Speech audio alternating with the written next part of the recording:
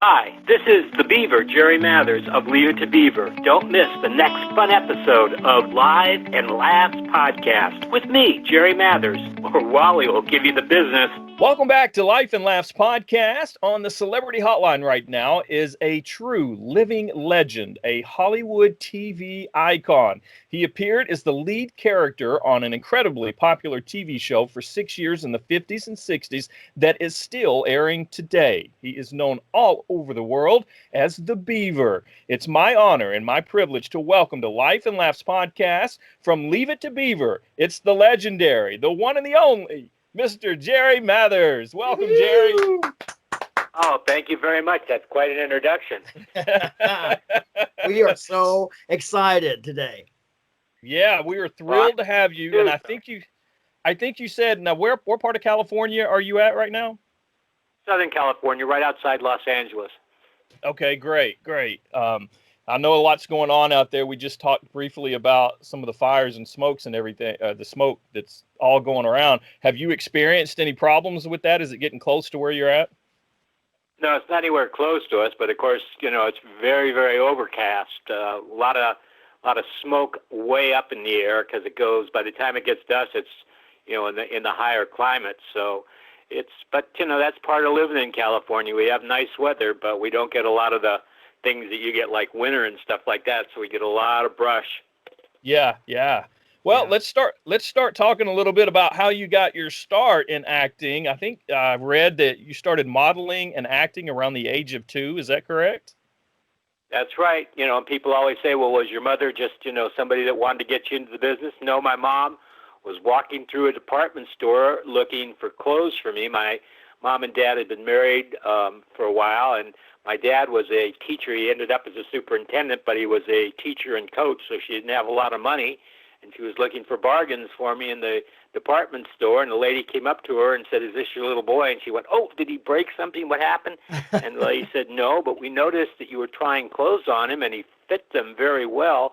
We were wondering if he could be a model in a fashion show." And my mom kind of went, "Uh-oh, what is this?" And she said, "Well, I don't know. What would it entail?" And she said, "Well, he would just hold a model's hand, put on an outfit, and he'd walk out and, do a turnaround or something. And, we would let him keep one of the outfits that he wore." My mom said he could do that.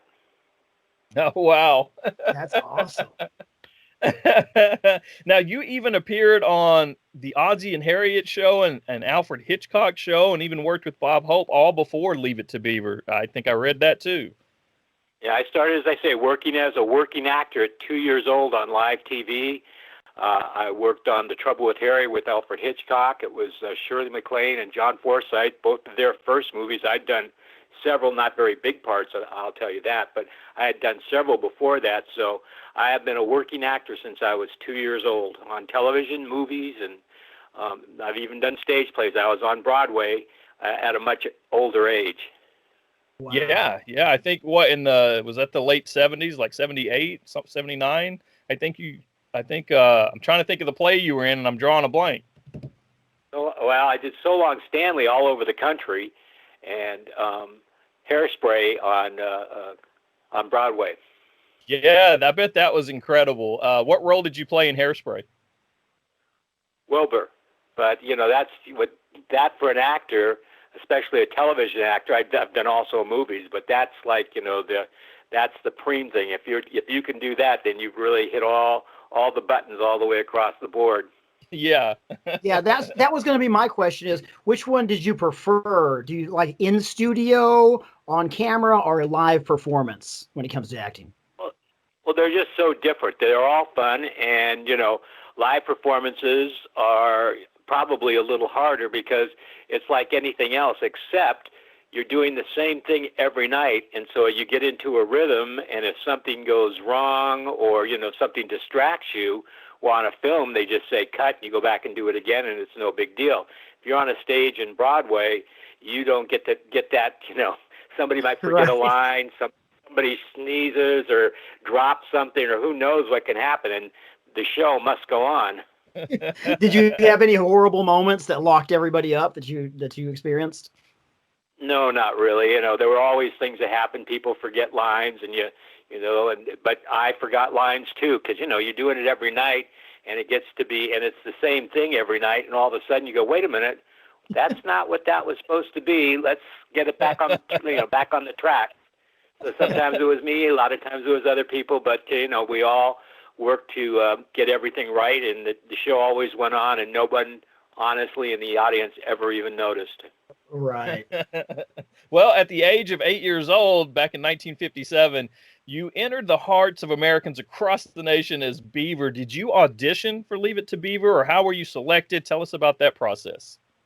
Well, I did actually audition. It was over and over again, because there were over, I believe it was 2,000 to 3,000 people. But the thing is, when I say that, that just wasn't for the part of the Beaver. And it was in New York, Chicago, and Los Angeles, but they were looking for Wally, Eddie, all the different cast members. So there were a lot. It was a very strange interview, because they said, you're going on an interview. There were all these people there, but there were people all the way from basically 6, because at 6 you can work longer. Before that, you can only work about 3 or 4 hours a day. After 6, you can work longer, but there are people from 6 to like 26 saying that they could play a teenager. Yeah. Hey, where did the name the Beaver come from? No one really knows. Conley and Mosier, the writers, when I did the original pilot, Barbara Billingsley was the only other person on the show that did the original pilot with us, and they replaced the father and the older brother. But, that's when I walked in. It was the character was named the Beaver. And at the time, we never thought to ask. When you're an actor, you go in and there's a name, and you just take that name for that show. So I never really asked, and no one ever told me. That's funny, because I watched the first episode of the first season last night, and and Theodore was not having the teacher call him Theodore. He didn't want that shit. So I was wondering the same thing. Hey, how'd you remember all those lines at such a young age? Well, I'd been a working actor since I was 2 years old. I started live TV when I was 2 years old. Now, I didn't have a lot of lines at 2 years old, but before I did Leave It to Beaver, I had worked with Hitchcock, Bob Hope, Alan Ladd, a lot of different people on a lot of different live TV shows. So I had done a lot of work in it. When no one tells you it's hard, you don't really think it's hard. It was just something I was very used to. Yeah, yeah. Well, I also saw that you've made this statement before. You've called Hugh Beaumont, who played Beaver's dad, Ward Cleaver, your mentor. What did he mean to you? And tell us the story of how he may have never even been cast as Mr. Cleaver if it hadn't been for your mother. No, well, we just really liked him when we met him. The interviews for Leave It to Beaver had literally hundreds of boys, and we didn't really know the part. And I got the part, and then they started to cast the other people. The older brother, there had been we did a pilot, and there had been a different older brother, but he, for some reason, didn't make the grade, and they were looking for an older brother and a father. And I had done Hugh Beaumont, a lot of people don't realize, was a Methodist minister and also an actor. He worked full-time as an actor, but he was also a minister. Wow. And I had done a religious program with him, so I had worked with him before. It was like a 2-day thing, but he was just so nice that when I saw him on the interview, when we were going by and I was doing interactions on camera with about, I think it was 6 or 8 of the final people, and my mom had actually, because we had just worked with him and he had been so nice, suggested him, so he came on the interview and got the job. Wow.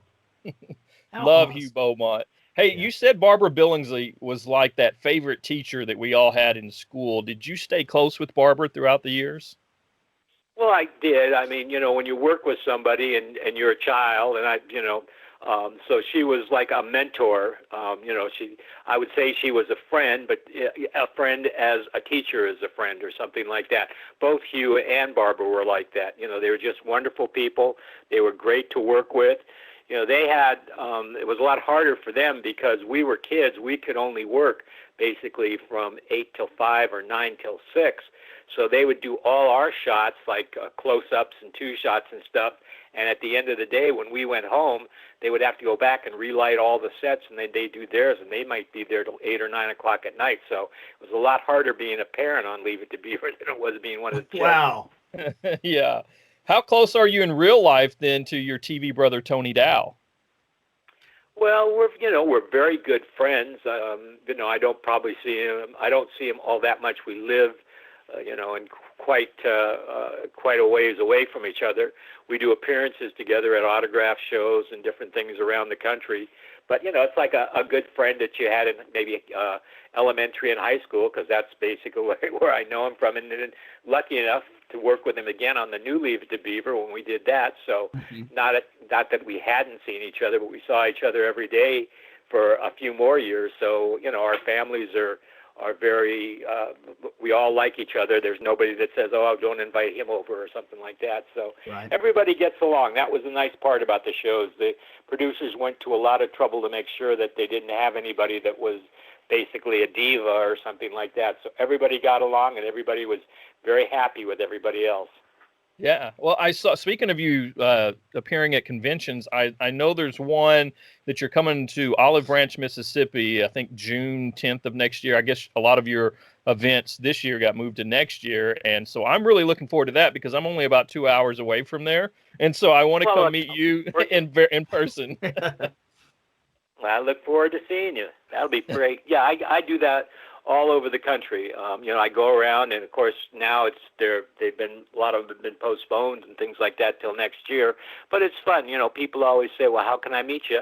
Well, that's the way. I go and I do an autograph show. I bring T-shirts and photos and a hat, and so I can autograph them or just say hello. I mean, that's also just fine. Sure. Yeah. Well, Leave It to Beaver, it debuted on October 4th, 1957, and it's continuously been on the air for the last 63 years all over the world. It's in over 80 countries and in more than 40 different languages, making it the longest continuously running show in television history. How does that make you feel? Well, it's something, of course, I'm very, very proud of, and something I would have never expected. But, it was great writing. I think probably the reason it has such staying power is all the things that happened on Leave It to Beaver really happened to kids. It wasn't just people. I know some of the shows I watch today and have watched in the past are, joke shows where they set up, joke. Leave It to Beaver, a lot of people that I get letters from say, I love the show because those same kind of things happened to me when I was growing up. Yes. Yeah. Well, I read on your website at jerrymathers.com that just after your first season, you met a historical figure in the elevator at the Waldorf Astoria Hotel in New York City. Tell us about that. Well, yeah, we would go every year and do. We would go every year and meet the press at the beginning of the year. And I had always been a collector, and I got a lot of things from people at the studio because they were all World War I and World War II vets. So they wouldn't give me guns and things like that, but I had helmets and things like that. And I got, and I was very familiar with the military. And I got on an elevator, and there was Douglas, General Douglas. Yes. Wow. Incredible. That is so incredible. That's awesome. Hey, where was the show taped? Where was Leave It to Beaver taped? Was that Paramount? No, I worked at Paramount. I did movies with Bob Hope and Shirley MacLaine at Paramount. Leave It to Beaver was at Universal. So if you're on Universal tours, if you ever come to Los Angeles, the Leave It to Beaver house is at the Los Angeles Universal Studios. Wow, that would be so cool. What shows on the lot were being made at the time that you were working, and were you able to meet or become friends with other actors or maybe kids from other shows and movies that were being shot at the studio at the time?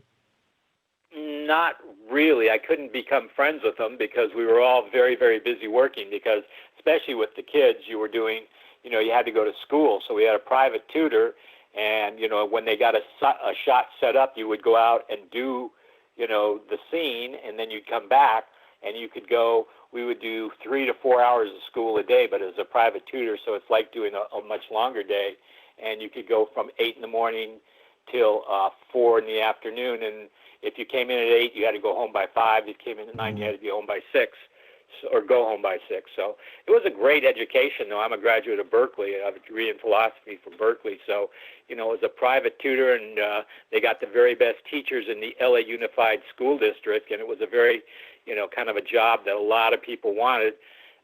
So it was, you got the best teachers, and I got a great education. Did you have a favorite episode? Do you have a favorite episode that you did, or that holds a special place in your heart for maybe some of the memories that happened? No, they all were my favorites. Each one was a different week, and there were different things that happened. And, I had so many friends on the show. I mean, friends, not that they were friends of mine before the show, but the adult actors on it, Sue Landers and the man that played Gus the fireman, and, all those people. I got to spend time with them. I'd go to school, but I'd finish my school, and we would all sit around, and they'd tell stories about when they did this movie or that stage play, and it was just a really fun time. We used to throw a football around, and they set up a basketball court outside so that Tony and myself could get a little exercise. So it was a really, really fun and very entertaining life. I know Elias, my co-host here, he is involved in a lot of music stuff. And I saw in 1962, near the end of the run of Leave It to Beaver, you recorded 2 songs, one called Don't You Cry and the other Wind Up Toy. How did that come about? Well, I had a band at the time, and during the basically Leave It to Beaver, it filmed for 39 weeks. And then with a bunch of friends of mine from high school, we would go out and play all the proms and sock hops.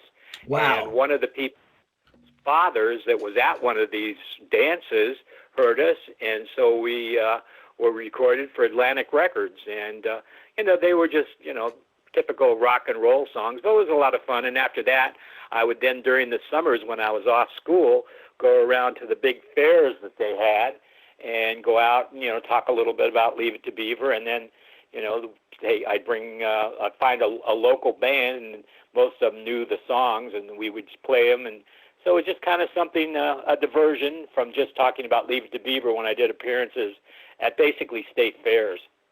That's awesome. Did you do lead vocals, or did you what instrument did you play? Oh, I did play the guitar, but I did mostly the vocals. I could play the guitar, but I usually didn't because I was doing the lead vocal. But it was just a lot of fun. It was, gave me something a little bit different. I'd go out, I'd talk about Leave It to Beaver sometimes, and then the band, I'd bring a drummer, and usually, actually, a lot of times I'd just pick up people because I had records out at the time, so they could listen to the records. So I'd pick up, a good guitar player, a good drummer, and we'd get together and practice for a day or two. And so that was something that just added to the show I did where I talked about Leave It to Beaver, and then I'd go out and sign autographs.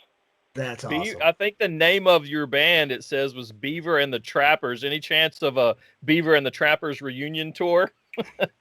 Well, I wouldn't count on it this year anyway. But no, I mean, they were all, and most of them went on to become very successful business people. A lot of them are retired now, but one of them, Richard Carell, the guy who played Richard, was one of the big producers in Los Angeles as an adult. And most of the people in the band went on to become very, very, none of them ended up as musicians, but they all had, very good jobs. So I don't even know if I'm sure they still remember how to play, but I don't know if they'd want to. Yeah.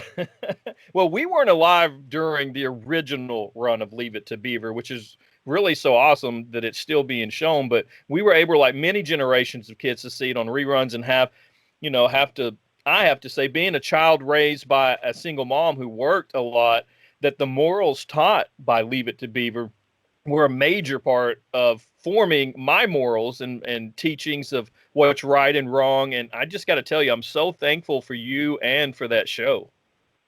Well, thank you. It is, I think, the longest running show in television history, but it is definitely one of it was started in 1957, October of 1957, and has never been off the air. And something that a lot of people don't realize, it introduced the American society to a lot of foreign countries, because television in the early 50s was, we think of television, everybody has one, but back then it was just starting, and it played all over Europe. I'm dubbed. It's funny because in a lot of the places they had a little girl or a woman dub my voice, so I'm speaking this foreign language, and it's definitely not my voice and sounds very feminine. But it was a lot of fun. I had a great time doing it, and it's something I'm very proud of. Yeah, Leave It to Beaver. It was made with family values and morals that today's TV is desperately lacking, and it shows in our society, I believe. And so I truly think it's a huge reason that your show has had such a huge impact all over the world. Yeah. Well, and also it came from real life. All the things on Leave It to Beaver really happened to kids. So things that were happening to kids in the 50s may be a little different, but a lot of the shows that they're doing now, people go in a room and they say, "Let's do this, let's do that," but they really have no anchor in reality. Where Leave It to Beaver, almost every one of the things that Beaver got in trouble for doing, a kid somewhere, the writers between them had, I think it was the two writers had 12 kids between them. So they definitely had a lot of stories coming home. Yeah, I agree. I was going to say that mixed with what Johnny was saying with the kind of the moral fiber weaved in there. I think that was a combination, a power punch, and because it's not just like you said before, it wasn't just getting to a joke and then switching the beat of the scene. It was making a point off of something that people are really going through, and then also adding in the funny. That really was a combination that has proven to be the lasting thing. Like you said, probably the longest running show that's ever been.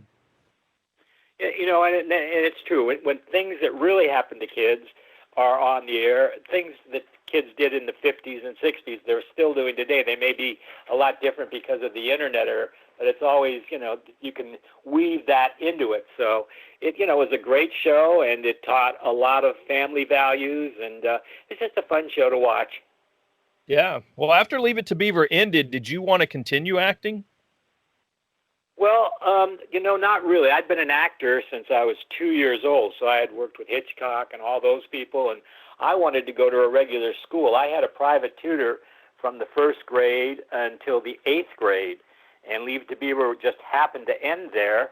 So I went to a regular high school. I wanted to play sports, which, I couldn't do. You don't play much sports in elementary school. But I was on the football team and the track team. And so I went to high school, and then I went away to college at Berkeley. So there really wasn't a lot of acting after that. And when I came back, I got into real estate and was a real estate salesman. And then then later on, we did the new Leave It to Beaver in the 70s and 80s. So that was really fun. I got to go back and play the new part of being the Ward character. So it was all, Leave It to Beaver's always been a boon to my life, and it was nice to have all the friends that I had during the original show. We even got some of the original crew back. It was just like a big family, so it was a wonderful time. Where did you go to high school? Notre Dame High School in Los Angeles. Okay. Well, what was that like for you as a famous student? I mean, was it easier to get dates? What effects did being the Beaver and then, going to high school as a famous child? Well, you know what? Where I went to school was a place where, and I don't even remember who they were, but a lot of the people were actors or actors' children. It was a private boys' school. So it was just a lot of fun. I was on the football team, the track team, which was something I wasn't able to do, have any kind of athletics when I was going to elementary school because of being on Leave It to Beaver. So it was just something most people look forward, but I really look forward to having the camaraderie of all the other kids. I'd had a private tutor. I was honestly quite a bit ahead of a lot of people because when I learned something, we would just move on. It wasn't like a class where if you knew it, you had to sit there and, they taught it till everyone knew it in the class. So I had a wonderful time, and it was just, I then went on, and I'm a graduate of Berkeley. Well, you joined the Air Force Reserves, I guess, while you were in high school. And in fact, there was a rumor that went around about you that I read in December of 1969. Do you remember that rumor? Probably that I died. Yes. I hate to say this, but I'm very sad to say that I think it was probably someone with the same name. We could never really track that down. You know, when it first came out, of course, you know, within days we published things that said, you know, this is not true, you know. But I was in the Air Force, and I was in the Air Force at that time, and I think, you know, there was a lot of people that were anti-war activists. Maybe they just planted something, but you know, at that time I was, I believe, a sergeant in the United States Air Force, so and the Air National Guard. Wow. Yeah, because there was no internet back then, so you couldn't just clear up a rumor like that overnight. So, I mean, that's crazy. And I was on the Emmys, and I gave out an Emmy in that year in my uniform, so people knew that I was in the service, and you know, a lot of people were very anti-war, and probably somebody just said, "Who knows?" But no, I'm still here. Well, like we talked about this earlier, but in 1978, you made your return to acting along with Tony Dow as well. What brought you back to acting? Well, you know, they were all my friends, and it was just something that was great to do. It was something that I really liked to do. They were people that I loved to work with, you know, and it was just like going back and see. It was like if you had a really good first grade teacher and then got to go back and see them again. You know, we got a lot of the same crew even. So, you know, they were quite a few years older, but they were all anxious to work, and we were all very good friends. It was just a lot of fun. Well, this is something else that I found very interesting about your life, because I'm a former radio personality of 18 years. So I found it very interesting that you too were a disc jockey at KEZY in Anaheim, California back in 1981. How did that come about? It was Jerry Mathers Gathers with rock and roll for the mind, body, and soul. Yes. And I had a good friend of mine that was the head of that radio station, and he asked me if he said he had an overnight guy that was going to leave, and he wanted to know if I wanted to do it. And I'd done a lot of interviews, but he said you'll be on from midnight till 5 in the morning, and I really wasn't doing anything at the time. I mean, I was working on some things, but it was really easy. I just went over there, played rock and roll all night, talked a little bit, talked to fans on the phone, and it was just a fun time for me. Then I started doing the new Leave It To Beaver, and I literally, you know, was way too busy for it. But it was just a good time and met a lot of nice people. Well, I want to defer this next question to Elias, because in the 1990s, you were diagnosed with type 2 diabetes, and it's been one of the leading lecturers on living and dealing with diabetes. Elias also has diabetes, so you guys have a lot in common there. But talk about the challenges of the diabetes in your life and how you're making a difference in the lives of others living with it. Well, I found out about mine because while I was doing after the Leave It To Beaver show, the new Leave It To Beaver show, I invested in several companies, one of which was a catering company. And so I was out selling, and I was doing movies and TV catering, because when they go out off the studio lot, they have to have a caterer to feed maybe 100 to 150, sometimes 200 people at a time. So, you know, when you go out and you meet the producers, you want to show them the food that you're going to be serving, because you may be serving the people for, you know, many meals. So, you know, I was eating a whole lot, put on a lot of weight, and a very good friend that's a doctor, and she kept saying to me, Jerry, you can't put on weight like that. You can't be healthy. And I kept saying, yeah, this is the good life. I'm eating. I've got this really profitable business. Everything is going great. And she says, okay, well, you know, and then for Christmas, she gave me a free checkup. I walked in, I walked back, and she said, you'll be dead in probably 3 to 5 years. You have raging diabetes. Oh, my gosh. Well, you know, how did that happen? She said, well, you're way overweight, and it's affecting your entire metabolism. And I lost the weight. I will be pre-diabetic now for the rest of my life, but I watch what I eat. I still have a great lifestyle. I mean, it's not like it's, you know, anything that's, you know, I just have to eat whatever, but I just have to eat a lot smaller portions and watch my weight.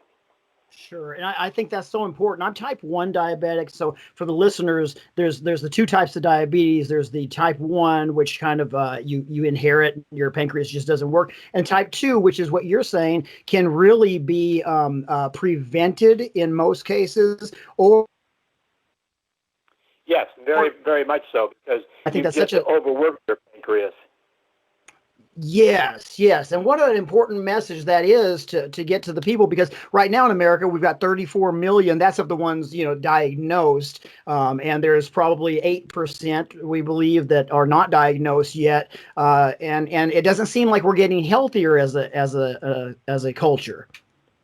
Well, we kind of use food a lot of times, and that's what caused mine. I was overweight, but you use it kind of like something you say, oh, well, I did this today and I did that. Oh, I think I'll have a dessert. Oh, we can have a Right. dessert, but when you have a huge meal and you don't do any exercise, maybe you sit at a desk all day, or you're not out running every day, you can put on, will do it.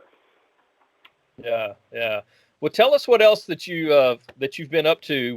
What's going on in Jerry Matter's life today? I do a lot of, I have merchandise, I have T-shirts, I have personalized photos, Beaver for President hats and pins. It's all at www.jerrymathersbeavermerchandise.com. So I'm having a very good life. I'm semi-retired, but I do a lot of, I say, autograph shows and a lot of different things that are just fun for me to do. I started working when I was 2 years old, so I figured I needed a little rest, and it's nice to be able to see the fans and just have an interaction with them, and I'm having a great life. What are you most proud of in your life? Well, probably Leave It to Beaver. I mean, it's hard to be not proud of the longest running show in television history, so it's the kind of thing that everyone knows me for that. But I worked with Hitchcock, Bob Hope. I did a lot of movies. But Leave It to Beaver is obviously what I'm most famous for.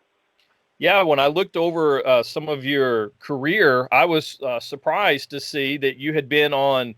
I mean, there was at least 50 TV shows, maybe 20, 30 movies. For example, like Love Boat and some of the bigger hits, you had a lot of cameos on, and I don't think a lot of people may be aware of that. What are some of the other TV roles that you had that people might remember? Well, I was on Married with Children. They're hard to remember because I was only there, unlike Leave It to Beaver, for maybe 2 or 3 days, maybe a week or 2 weeks at the most. So, and I've done that, all my life. So, but I've worked with, like Alfred Hitchcock. I was in Shirley MacLaine's very first movie. I'd done several by that time. It's been a great life, and I'm now enjoying it even more than ever.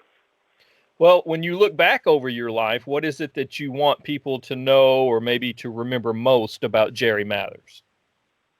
Well, I guess that I was the Beaver. I think that's a very good show.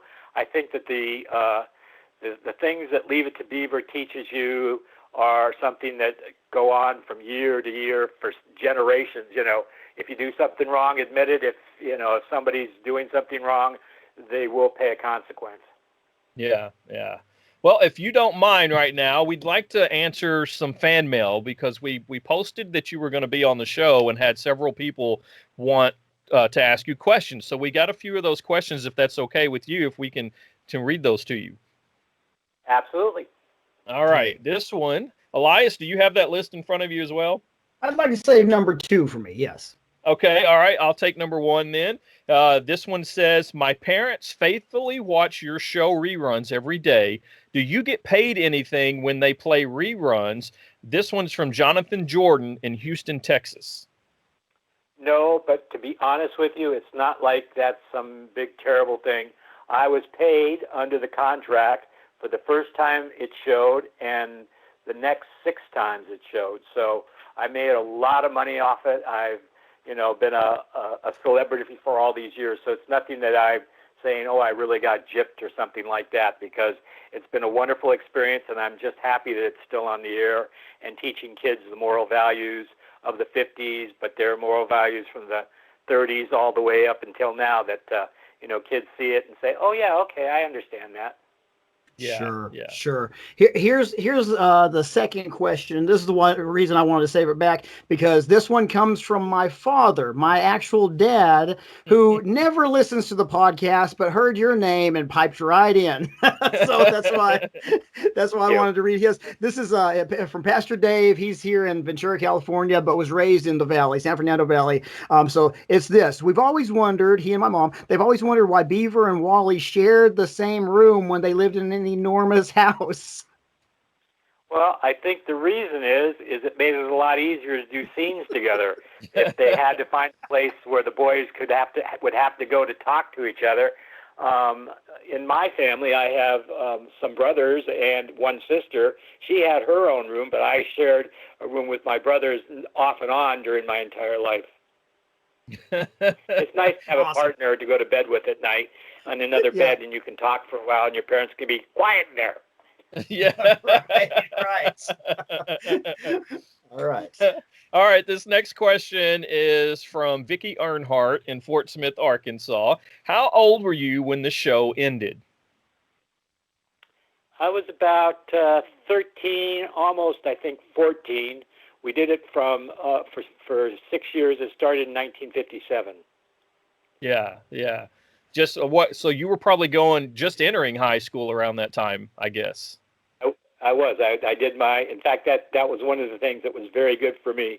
It would have been not impossible, though it would have been harder to go to high school as a sophomore or, a junior, where I went right into, I went to a school where it was a private boys' school, and so a lot of the kids came from different schools, so it wasn't like I was the new kid on the block. Everybody was new except for a few friends, and I made friends right away.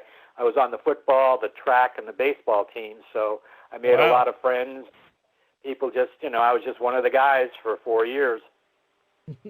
That's awesome. Hey, here's number 4, and it's more of a comment than it is a question. It's from Carla Duncan in Athens, Texas. She says, I watched every episode as a child, and anytime it came on, that was the family I was in, except I could relate with the Beaver the most because she was the youngest and picked on. He helped me through a lot. So she just wanted to let you know that. Well, I get that from a lot of people, not only that they were the youngest, but there's always somebody that's, if you're not the first child, it's kind of funny because Tony was the first child in his, but I was the oldest in mine, so, Huh. Well, this next question comes from Julie Traylor. She's in Arkansas. What was Eddie Haskell like in real life? The nicest guy you ever want to know. Well, let me put it this way. He wasn't the nicest guy if you were a criminal, because he ended up being an L.A. police officer. He was a motorcycle cop, so he was out on the streets all the time, and just a very, very dear and good friend, the entire time I knew him. And he was a guy that if you called him up, he was very, very handy. And if something broke in my house, I'd say, how do you fix this? I'll fix it. Just tell me. And then a half hour later, he'd show up at your house with all the tools and everything you needed. Yeah. And I'm just curious, like if you see Eddie Haskell pulling you over on the motorcycle on the interstate, if he ever just walked up and said, I got to give you the business. I would imagine that, because when you see somebody, and I saw him in his uniform, he had that big helmet on, and usually because he was on a motorcycle cold, when a cop walks up to you, you don't see anything but that pencil and paper in their hand. Right. Especially a motorcycle cop. You're not getting away with anything because they have to go through a whole process to get everything off their bike and all the stuff. That's it. You know that it's not a good thing. Nope. They're not stopping you to just say hello. That's great. Hey, this one comes in from Greg Webb in Cape Girardeau, Missouri. He says, ask him about his cameo on the Batman TV show. My wife says, how long was he stuck in that billboard coffee cup? Well, that's two different questions. Batman was really fun. I did that for, I think it was 2 days. That was a 2-day shoot. On the billboard, I would, climb up there. Some of the scenes, because it was so hard to get me up there, they shot with my stunt double, who was she was a midget and my stand-in. So a lot of people say, you look a little different in parts of that. Well, that's because that was her, but whenever it was my back but I was, and then they built, which was the most expensive show we ever did on a sound stage so they could do the close-ups. But all the things where you see the long shots, a lot of them are me, but some of them are also, especially the climbing up there was the stunt double. Wow. That's so interesting. I never would have thought about that. The things that go on TV, we just take as reality, a lot of us watching. That's a cool story. I like that. This next question is, let's see, this is from Vance. He's at the Air Force Base at Vance Air Force Base in Oklahoma. His name is Xander Singleton. He says, what did he think about the 90s movie? Well, it was very interesting. It sort of stuck to the tradition of Leave It to Beaver. It was, because I knew all the characters as the ones from the original show. It was interesting to watch how people, they weren't really copying us, but they had the same name and things. So it was interesting to watch. It was nothing I was offended by in any way. Yeah, yeah. Well, we want to talk about this too, because you've actually talked a little bit about this, but we want to let everyone know again that you have some really cool merchandise available for your fans. That's at jerrymathersbeavermerch.com, and we'll put these links up on our social media as well. He has personalized 8x10 photos that he will sign, I believe. Is that correct? Absolutely. Hats, T-shirts, Beaver for President hats and pins. So we have a lot of stuff up there. People are always asking me, well, what can I get? So I got up a few things, and, you can have a personalized photo to yourself or to somebody for a present for a birthday or whatever. So just a lot of nice stuff. And if you don't want any of it, that's fine. And if you do, you can always get it there. Yeah, and you can also see Jerry's upcoming appearances on there. And for more information about Jerry, you can also log on to jerrymathers.com as well. I believe that's correct. Absolutely correct. You did a great job. Thank you for the plug. Well, Jerry, it has truly been one of the biggest honors of my life getting to know you here today just a little bit. Yes. And we want to thank you from the bottom of our hearts for what you and your life has meant to us and the rest of the world. Truly a legendary icon and a genuinely great person. Well, thank you. It was really nice talking to you. If you have any more questions, feel free to ask them. I'm always available for you. Thank you very much. Thank you so much, Jerry.